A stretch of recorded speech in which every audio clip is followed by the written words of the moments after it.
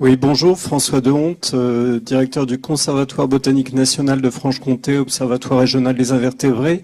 J'avais quelques petites remarques à faire. Bon, d'une part, faire un petit peu la promotion de ce dont la plaquette de l'Agence française pour la biodiversité fait l'objet. Semer, planter local, donc auprès de ceux qui travaillent effectivement sur replanter des arbres et des arbustes dans le bocage. Donc il existe un système de labellisation mis en place par un certain nombre de partenaires, dont les conservatoires botaniques nationaux. Et je vous invite fortement à utiliser des essences chez des producteurs qui sont certifiés comme les produisant localement pour bien favoriser le maintien de cette biodiversité intraspécifique avec une origine qui soit attestée. Par ailleurs, donc, nous avions participé à l'époque, à travers la fourniture de données, à l'étude d'IVA sur les papillons de jour et leur répartition.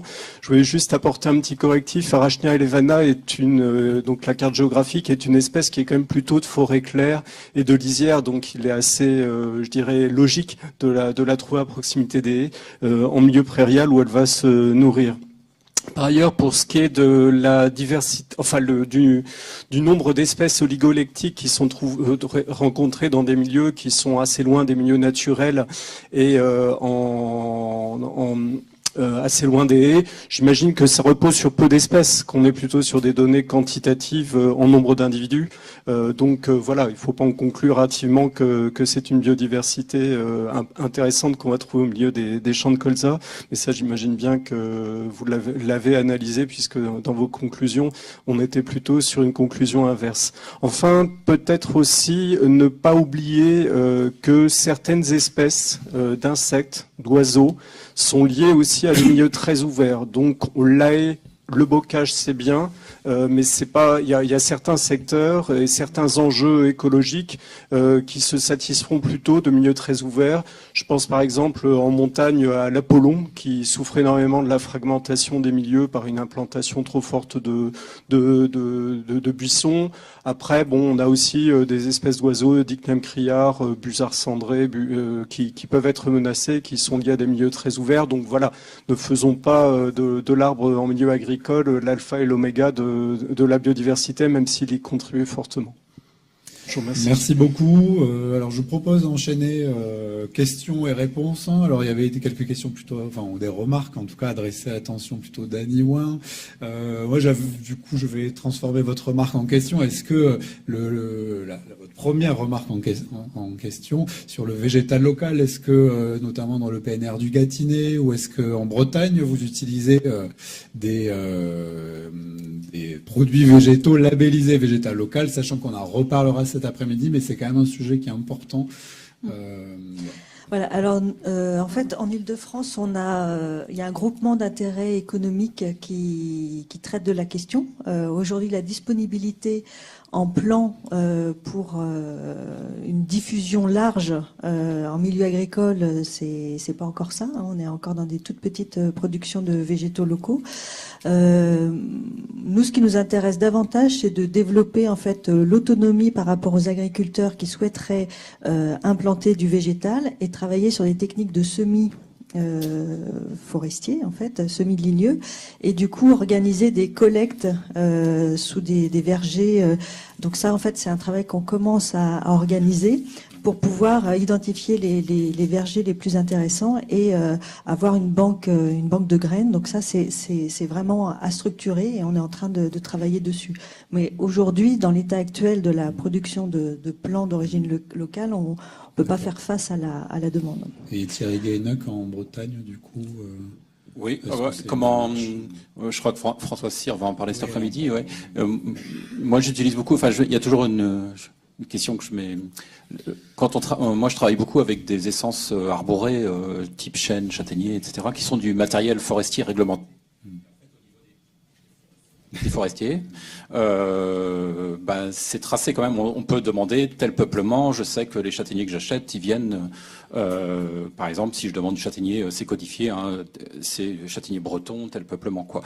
Et puis je rejoins autrement la remarque précédente pour les strates buissonnantes, donc elle est pas forcément. Moi, je la plante pas forcément. Et puis, effectivement, dans la culture, c'est de savoir laisser pousser et laisser la nature implanter. Je me vois pas planter de l'églantier ou de l'ajonc, mais par contre permettre les conditions qui puissent revenir, quoi. Donc du coup, il sera forcément local, quoi. Enfin, j'espère. Merci. Donc Jean-Luc Toulec. Ouais, juste un mot pour dire que dans l'enseignement agricole, on essaye aussi de valoriser au mieux le label végétal local, à la fois pour l'utilisation, mais aussi pour la production. C'est-à-dire qu'on a des exploits qui sont déjà, il me semble, et qui vont l'être labellisés par ce label végétal local. D'accord, merci. Donc Annie Ouin, certaines remarques, je crois que vous êtes un peu adressé. Oui, pardon, vous vouliez rajouter. Rajouter une petite précision, c'est-à-dire qu'en Île-de-France, on n'a pas de pépinière forestière de toute façon, donc on est obligé de travailler avec les pépinières locales. Cela dit, chacune des pépinières avec qui on travaille, à titre personnel, réfléchit déjà sur ces questions-là. Donc après, avant de relocaliser la production réellement en Île-de-France, la notion de végétal local, en fait, ça peut être une production qui n'est pas forcément régionale, mais qui met en œuvre du végétal d'origine génétique locale malgré tout. D'accord. Oui, donc je suis d'accord avec vous. Arachnia levana, je l'ai cité car c'est levana qui a donné le nom au projet. Et les papillons ont été inventoriés dans les prairies. Voilà. Donc, et c'est d'ailleurs une des explications possibles aux résultats que l'on a eus, c'est que les espèces de lisières, type levana ou d'autres, quand on est dans une prairie à proximité d'un bois, on les contacte parce qu'elles viennent y chercher de la ressource. Donc la proximité d'un bois fait que des espèces prairiales vont pouvoir trouver des conditions microclimatiques, certaines ressources qui ne sont pas nécessairement tangibles comme du nectar qu'elles vont pouvoir prendre, elles vont y chercher la ressource. Et de la même façon, des espèces que l'on qualifie des espèces de lisière, peut-être pas tant que ça, les espèces forestières, vont utiliser la prairie. Ce que j'ai voulu, il ne me semble pas avoir à aucun moment conclu que les grands espaces sans haies ni bocage étaient ceux qui avaient le plus d'abeilles. En termes d'abondance, éventuellement, en tout cas en termes de richesse spécifique, non. Ce que j'ai voulu préciser avec cette approche par trait fonctionnel, c'est qu'il y a des espèces d'abeilles qui sont adaptées aux paysages très ouverts et très peu bocagés. Et on a des traits fonctionnels qui correspondent à différents types paysagers. Voilà. Et enfin, c'était, je pense, assez congruent comme conclusion, c'est que il me semble que les approches qui considèrent pour une espèce un habitat très circoncis et il faut connecter ces habitats, ces approches-là sont adaptées pour des espèces, particulièrement des espèces patrimoniales à enjeu, qui, je vous le rappelle, à mon sens, sont le socle de la notion de trame verte. C'est-à-dire, comment est-ce qu'on a fait le réservoir? On a pris les espaces protégés et les espaces dits d'intérêt en termes de connaissance de la biodiversité. Les espèces protégées, c'est des espèces rares. Et souvent, si elles sont rares, c'est parce qu'elles ont aussi un habitat qui est très particulier. Là, on parle de la biodiversité ordinaire, c'est-à-dire cette biodiversité, c'est Epiciaphus balteatus, il y en a des millions dans nos paysages agricoles. Donc, on n'est pas sur des écologies qui sont du même ordre, on n'est pas sur des questions de rareté, on est sur plutôt à irriguer tout le paysage agricole pour que les services écosystémiques rendus par ces espèces soient disponibles dans les parcelles. Il y avait d'ailleurs quelqu'un de l'agroécologie en Allemagne qui a dit en fait l'enjeu de l'agroécologie c'est justement que la culture, la parcelle cultivée ne soit plus isolée, c'est-à-dire rompre la fragmentation des espaces cultivés et qu'elle soit irriguée par toute la biodiversité auxiliaire. Voilà. Bien, merci. Je propose de poursuivre les questions donc là-haut. Oui, bonjour, Maxime Paquin de France Nature Environnement. J'ai pas vraiment de questions, mais plusieurs remarques par rapport aux différentes présentations et interventions qu'il y a eu depuis le début de la matinée. Je voulais revenir sur la définition de la trame verte et bleue. Elle repose bien sur des concepts scientifiques de réseau écologique, hein, donc c'est pas qu'une politique. Derrière, il y a des éléments scientifiques, même si on a beaucoup de choses encore à découvrir et en cela la recherche est importante. Mais en tout cas, ça repose bien sur des concepts scientifiques. Après, en termes de définition, je voulais insister sur le fait que la trame verte et bleue, c'est pas seulement les infrastructures agroécologiques. Il ne faut pas simplifier la définition de la trame verte et bleue à dire c'est que on fait des haies et on est content. C'est un élément important de la trame verte et bleue, ça j'en suis bien conscient, mais la trame verte et bleue s'intéresse bien à la gestion de toutes les parcelles. Alors aujourd'hui on parle d'agriculture, mais c'est bien la gestion des parcelles. Et en cela, je trouve l'intervention de Madame moins éclairante sur le fait qu'il y ait des espèces qui circulent bien à l'intérieur de la parcelle vers l'extérieur quand il y a des haies ou des éléments boisés.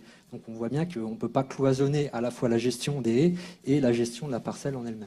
Donc c'est important d'avoir une vision assez globale de la gestion des espaces, en l'occurrence des espaces agricoles. Par rapport aux interventions d'ouverture, je voulais redire quand même que la trame verte et bleue, elle est vue, en tout cas par les textes, comme une politique structurante de préservation de la biodiversité, mais aussi de synergie des politiques publiques. On a un bel exemple aujourd'hui. Et c'est important, et je remercie vraiment d'avoir organisé cette journée, comme celles qui ont été organisées à Montpellier en début d'année, parce que ça permet de revisibiliser cette politique-là, qui tombait un peu dans les limbes, on l'avait un peu oubliée. Mais ce n'est pas suffisant. Il faut qu'il y ait un vrai portage politique de la trame verte et bleue, à la fois par le ministre de l'écologie, mais aussi par l'ensemble du gouvernement, dans le cadre de la transition écologique, dont on attend beaucoup. Et pour l'instant, on ne voit pas trop les choses arriver. Il faut aussi des actions. Les SRCE sont approuvés, il faut les mettre en œuvre. Donc on attend aussi la démultiplication des actions concrètes de terrain, de préservation et de restauration des continuités écologiques. On a des exemples aujourd'hui, mais il faut les démultiplier. Concernant l'agroécologie, alors c'est très bien, on voit que ça avance, mais pour moi ça reste quand même encore marginal dans la politique agricole de la France et dans les pratiques. Ce qu'il faudrait, c'est vraiment rénover cette politique agricole et arrêter de financer des pratiques intensives qui détruisent la biodiversité et détruisent la trame verte et bleue. Et en cela, on attend beaucoup aussi de ce gouvernement. Mais on ne voit pas trop les choses avancer, puisque en regardant les plans de filière, on ne voit pas trop le mot biodiversité, et encore moins trame verte et bleue. Donc je pense qu'il y a encore du travail à faire, et je trouve que cette journée d'aujourd'hui, la synergie entre trame verte et bleue et agroécologie, ça devrait être la base d'une nouvelle politique agricole qui serait gagnante-gagnante à la fois pour les agriculteurs et pour l'environnement. Pardon, j'étais un peu long. Merci. Alors, des questionnements assez politiques. Donc, si certains représentants des ministères ou de l'AFB veulent y répondre, sur la remarque relative aux infrastructures agroécologiques, alors bien entendu, nous ne considérons pas que les infrastructures agroécologiques comme contribuant à la trame verte et bleue, mais c'est l'entrée de la matinée et nous traiterons un peu plus cet après-midi de ce qu'on peut faire à l'intérieur des parcelles. Voilà, nous verrons ça tout à l'heure. Philippe Dupont, peut-être des éléments de réponse. Non. Bon. Pardon pour autre chose. Bon. Ok. Du coup, je me permets parce que Oui. c'est un élément de réponse à ce qui a pu être dit donc par Annie à l'instant, et effectivement donc c'est quelque part peut-être faire un peu mon mea culpa sur le fait que j'ai pas effectivement présenté la trame verte et bleue comme reposant sur des fondements scientifiques et sur des émergences et des problématiques de trame et de corridor, et c'est un oubli assez, je le reconnais, et aussi un oubli qui fait que qui s'explique par ma casquette, je suis rentrée par le côté agricole, donc c'est vrai que je connais mieux l'agroécologie, je suis plus rentrée là-dessus. Donc voilà, c'est bon, quelque part c'est bien parce que du coup ma présentation a permis de remettre les choses à plat, donc je vous en remercie. Sur le deuxième message, et je pense que c'est peut-être l'organisation de la journée, le fait qu'on a été sur les arbres et les bocages là tout de suite, mais je pense que tous les intervenants qui y sont intervenus, et moi la première aussi, alors peut-être que ça, comme j'étais un peu pressée à la fin, mais on est tous là pour reconnaître que justement la trame verte et bleue, c'est pas que les haies, et c'est pour ça que j'essaie même de reprendre dans des dépôts des textes où on dit que c'est un aménagement du territoire, qu'il y a aussi des réflexions sur ce qui se passe dans les parcelles, et je pense que ça a été dit de manière beaucoup plus précise et illustrée par mes collègues. Voilà. Après, du coup, je profite juste pour une question, mais elle pourra être... en fait, je voulais juste revenir sur la question que monsieur a posée en partant, mais que je trouvais très intéressant. Mais c'est quoi les agriculteurs? Qu'est-ce qu'ils attendent de la culture de l'arbre? Donc, je ne sais pas si on peut rebondir là-dessus à un moment. Je propose d'enchaîner. Donc, du coup, peut-être plutôt à Thierry Guéhenec. Quelle est la culture de l'arbre? Qu'est-ce qu'ils en attendent? Oui, effectivement, je n'ai pas eu trop Mais je comprends, parce que quand même une association d'agriculteurs qui plantent, et d'ailleurs, oui, on parlait des moyens tout à l'heure, qui plantent pratiquement sans aide en termes de plantation. Ils les achètent, leurs plants, et ils les plantent. On organise des chantiers participatifs. On a juste l'aide de la Fondation Yves Rocher grâce à la fac agroforesterie de 85 centimes par plan. Mais donc, du coup, on travaille avec on se débrouille pour que ça coûte pas trop cher, quoi. Mais bon, on accepterait un peu plus d'aide quand même, mais sans forcément avoir besoin non plus de sommes astronomiques. À partir du moment où les gens sont impliqués, voilà, on n'a pas besoin de faire à leur place, on plante avec eux, quoi. Et pour la question de leur raison de ces 50 adhérents là, alors je vais pas voter en touche. Moi, il y a ce qui est dit, puis il y a ce qui est non dit déjà, mais c'est clair que en Bretagne, en polyculture élevage, même intensive, le bien-être animal, ça rentre en ligne de compte. On voit apparaître quand même avec les adhérents qui n'ont pas forcément de troupeau laitier, l'aspect auxiliaire. En ce moment, il y a Catherine Darro, qui est une sociologue et une agronome de Rennes, qui est en train de faire des entretiens avec eux. Et elle arrive bien à exprimer, alors ça va être publié bientôt, dans le cadre d'un rapport sur les expériences d'agroécologie des premiers GI2E. Moi, j'ai le sentiment que, par exemple, souvent on me demande s'ils plantent, c'est parce qu'ils en voient un intérêt direct et immédiat. Et en fait, non. Peut-être un peu pour les animaux, mais moi je sens que de planter des arbres et de prendre du recul sur le paysage, c'est une occasion de souffler pour eux. Même le mot plan de gestion, des fois je l'utilise pas parce que je n'aime pas trop, parce que ce que je ressens j'ai quand même planté avec des centaines d'agriculteurs depuis 10 ans, c'est que enfin on nous demande pas d'avoir un résultat immédiat. Je leur raconte pas qu'ils vont gagner de l'argent parce qu'on leur a assez raconté ça et ils en gagnent pas. Et avec les arbres, il faut du temps pour avoir un gain direct. Donc c'est plus pour vraiment de reprendre possession de son espace et de son paysage, de ses liens avec ses voisins aussi, avec agricoles ou pas d'ailleurs. Et il y a des raisons vraiment trop profondes et c'est pas du tout de l'image. Mais bon, je vous donnerai le lien vers Catherine Darro est en train de rédiger un très bon truc là. Elle m'a donné un premier jet qui fait bien le ressenti des agriculteurs de l'association. Alors Agnès Sourisseau, je fais dans l'ordre des doigts qui se lèvent. Oui, alors ce qu'on pourrait dire aussi, c'est qu'effectivement, quand il y a des aides mobilisables, notamment les aides PAC, on se rend compte que c'est un peu les aides qui font le projet des agriculteurs et que en fait il y a des listes d'essence par exemple qui sont restrictives pour des raisons de production de bois d'œuvre, mais c'est vrai que quand on commence à discuter avec des agriculteurs qui ont envie de replanter, alors il y en a qui ont des envies précises et d'autres des envies qui demandent qu'à s'exprimer, et notamment des associations de culture. Par exemple, en Île-de-France, il y a des projets autour de la vigne, et en fait c'est par la vigne qu'ils ont envie de replanter des arbres par rapport à des questions de plantes, des interactions, on va dire, de synergie entre les vignes et les arbres. Mais c'est vrai que quelque part, si c'est le mobile, c'est les aides qu'on peut avoir, c'est très restrictif pour les projets. Et donc les agriculteurs qui ont les projets les plus intéressants, c'est ceux qui le font même s'ils n'ont pas d'aide. Et au final, on a effectivement des choses qui sont intéressantes, et c'est la limite aujourd'hui des aides. Et je pense que des financements en parallèle, je dirais comme le PNR ou l'Agence de l'eau, qui peuvent avoir des visions plus globales et qui ne sont pas cantonnés à des cahiers des charges précis d'aide, on a des projets plus intéressants. Donc là, c'est vrai que je ne sais pas si c'est mieux que rien, les aides, finalement. C'est une vraie question. Voilà. Il ne faut pas être trop long là-dessus, mais ça va à l'échelle nationale, ça va en Bretagne. Il y a un gros programme d'aide qui s'appelle Bresse Bocage, et qui effectivement c'est 15 à 20 euros d'argent public par arbre planté. Quand j'ai commencé ma carrière, il y avait besoin de 80 centimes. Aujourd'hui, moi, avec terre et bocage, il nous faudrait à peu près 2 euros, et avec des gens qui sont impliqués, qui savent pourquoi ils plantent, et il y a moyen de faire du bon travail sans trop se mettre effectivement voilà, il y a un équilibre à trouver là-dedans. Annie Ouin, vous vouliez ajouter quelque chose peut-être, hein, et puis je vais repartir sur les questions. Sans parler de plantation, mais on a un postdoc actuellement au labo qui est financé par la Fondation de France dans le cadre du programme agroforesterie, qui a posé la question à des agriculteurs qui ont des haies, quels sont les services et disservices liés à ces haies. Donc la première chose qui est citée, c'est le bois de chauffage. Et la seconde, qui vient pas loin derrière, dans 60% des réponses, alors que le bois de chauffage, c'est 80%, c'est le paysage.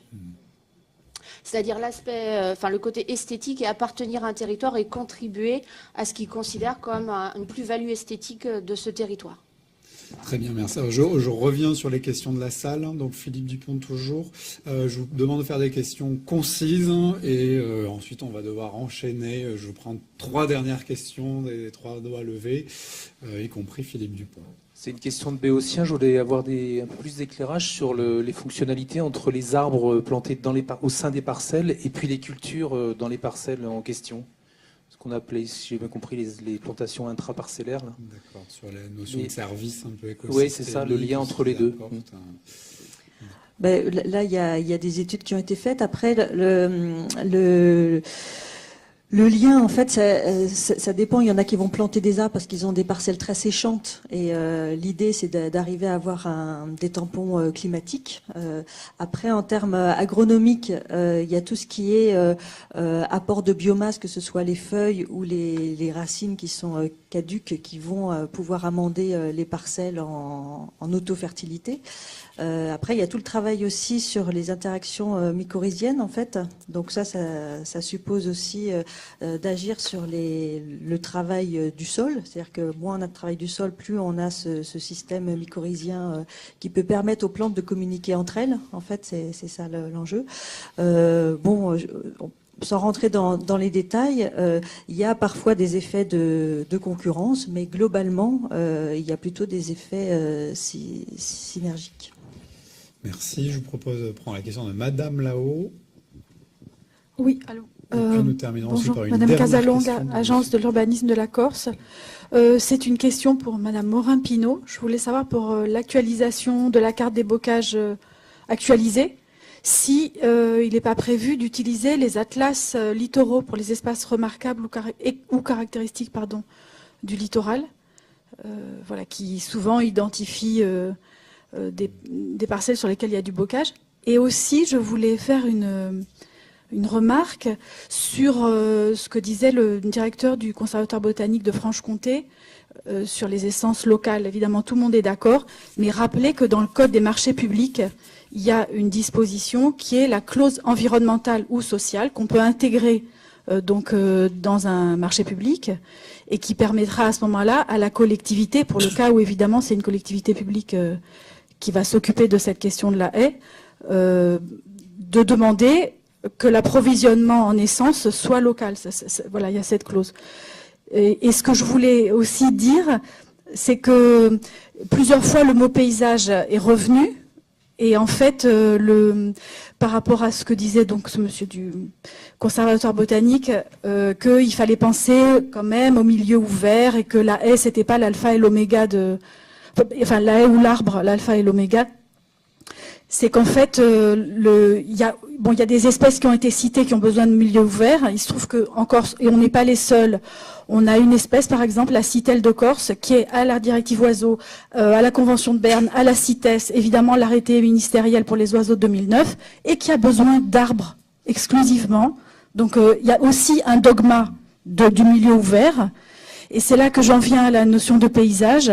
C'est qu'en fait, la haie, c'est pas seulement comme vous l'avez dit tout à l'heure, c'est pas seulement un support de biodiversité, c'est aussi du paysage. Et l'article 371-1 du Code de l'environnement, qui est donc le premier article sur les trames vertes et bleues, a bien un item sur le paysage, c'est-à-dire la trame verte et bleue, ce n'est pas que de la biodiversité et du...